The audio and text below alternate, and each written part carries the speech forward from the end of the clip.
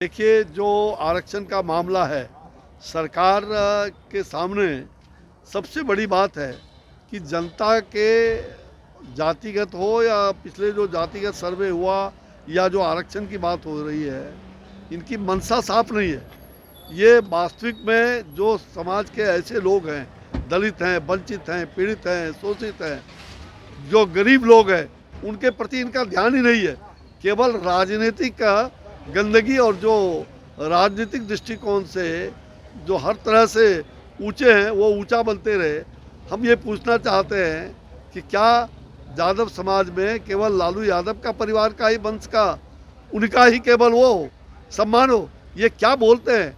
ये लोग पूरी तरह से दकियानूशी हैं। हम पूरी तरह से गरीबों के प्रति, हमारी सरकार जो नरेंद्र भाई मोदी जी की सरकार है, वो गरीबों के प्रति समर्पित सरकार है। हम गरीबों के लिए, हमारे सामने सबसे बड़ा मुद्दा है देश की गरीबी को, किस प्रकार से हम गरीबी को ऊपर उन्हें मुक्त करते हुए और उनको समाज के अंतिम पौधान पर बैठे हुए व्यक्ति का उत्थान, तभी होगा इस राष्ट्र मंदिर का निर्माण। हमारे लिए मुद्दा यह है विकास और गरीबी को दूर करना, और उसमें हम लगे हुए हैं। हम समाज के सभी वर्गों का सर्वांगीण विकास हो, वह काम हमारा, हम चाहते हैं कि वो बहुत ही सभी समाज के लोगों को लेकर साथ चलना। हम ये जाति से जातियों का लड़ाने का, ये 90 के दशक में फिर से बिहार को ले जा रहे हैं, ये नहीं होने देंगे। हम बिहार के अंदर सामाजिक समीकरण को ध्यान में रखते हुए, सामाजिक समरसता का भाव पैदा करते हुए, राष्ट्र हित में जो आवश्यक होगा, इदम नोमम इदम राष्ट्राय स्वाहा, ये राष्ट्र के लिए समर्पित और राष्ट्र के लिए भक्ति भाव से काम करने वाले लोगों की टीम जो हमारी शक्ति है, उस शक्ति को ये तोड़ नहीं सकते। ये सनातन शक्ति को तोड़ना चाहते हैं, ये हिंदुत्व को तोड़ना चाहते हैं। सनातन कभी टूट नहीं सकता, हिंदुत्व कभी टूट नहीं सकता। हम जोड़ने वाले लोग हैं, हम जोड़ना चाहते हैं। एक सवाल है, समाज के सभी जाति वर्ग को समुचित लाभ मिले, इसके लिए भाजपा शुरू से प्रयास करती रही है, और उसमें भाजपा पर यह आरोप जो है मनगढ़ंत है, और ये जो लोग कर रहे हैं ये स्वयं अपने आप पिटा जाएंगे।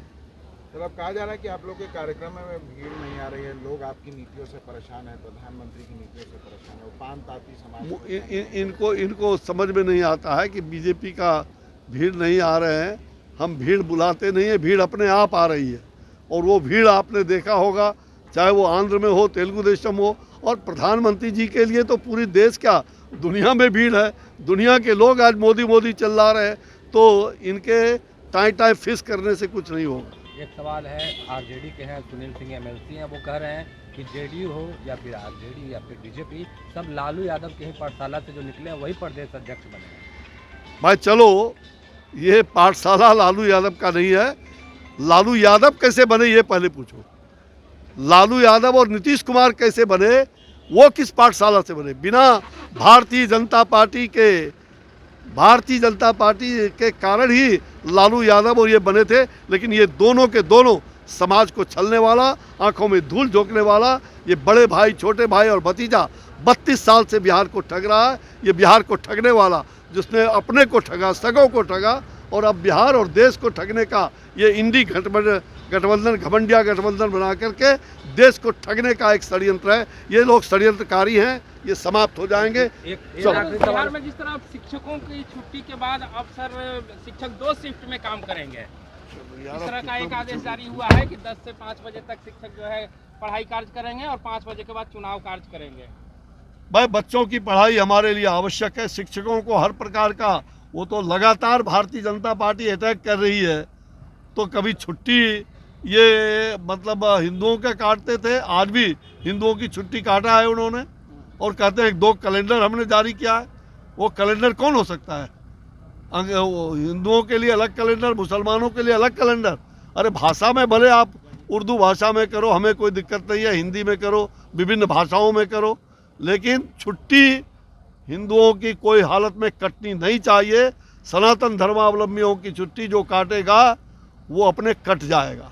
और रही बात कि आपने जो क्या दूसरी बात क्या कहा आपने, 2 शिफ्ट में काम करेंगे, 2 शिफ्ट में काम करेंगे, स्वाभाविक है। पहले शिक्षकों को पूरा स्कूल बंद करवा करके काम होते थे, बच्चों का पढ़ाई नुकसान होता था। ये तो हम लोग शुरू से दबाव दिए हैं कि नहीं शिक्षकों को, लेकिन शिक्षकों को उसका मानदेय बढ़िया से मिले और शिक्षक अच्छा तरह से बच्चों को पढ़ाई कर सके, इसकी चिंता सरकार को करनी होगी। एक सवाल है, जेडीयू के एक चलो मंत्री यार, आपस में लड़ रहे हैं सर। भाई लड़ेंगे ये लोग तो। देखो राक्षसी प्रवृत्ति का नाश कैसे हुआ था मालूम है ना आप लोगों को।